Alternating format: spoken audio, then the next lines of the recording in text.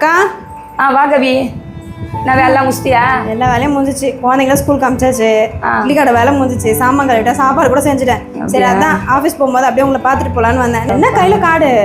இல்லை கவி, Sathya fees sir கட்டணும். சரி, நகை வச்சதுல எக்ஸ்ட்ரா வச்சு நமக்கு காசு வாங்கலான்னு பார்த்தேன்.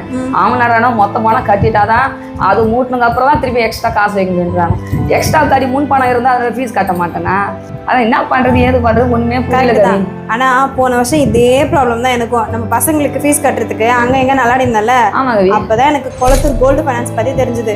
நம்ம வச்சிருக்க நகையை அவங்களே மீட்டு அதுக்கு மேற்கொண்டு காசும் கொடுப்பாங்க, தெரியுமா? அப்படியா கவி? ஆமாம், வாங்க நான் உங்களுக்கு ஹெல்ப் பண்ணுறேன். உண்மையா கவி? உண்மையாக தான் சொல்கிறேன், வாங்க. நம்மளவா கவி?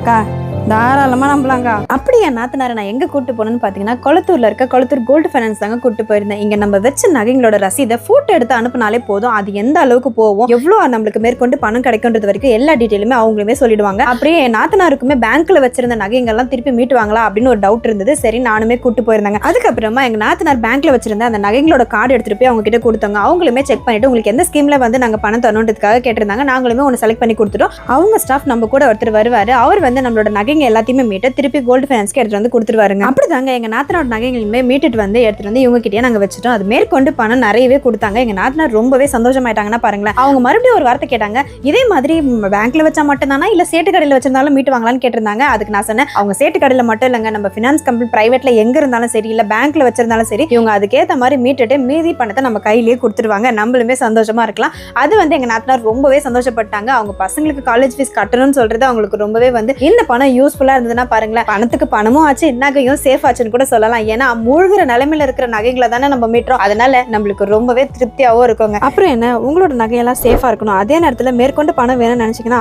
கொளத்தூர் கோல்ட் ஃபைனான்ஸை கான்டாக்ட் பண்ணிக்கோங்க. அவங்களோட கான்டாக்ட் நம்பர் டீடைல்ஸ் எல்லாம் கீழே கொடுக்குறேன், செக் பண்ணிக்கோங்க. தேங்க்யூ, பாய்.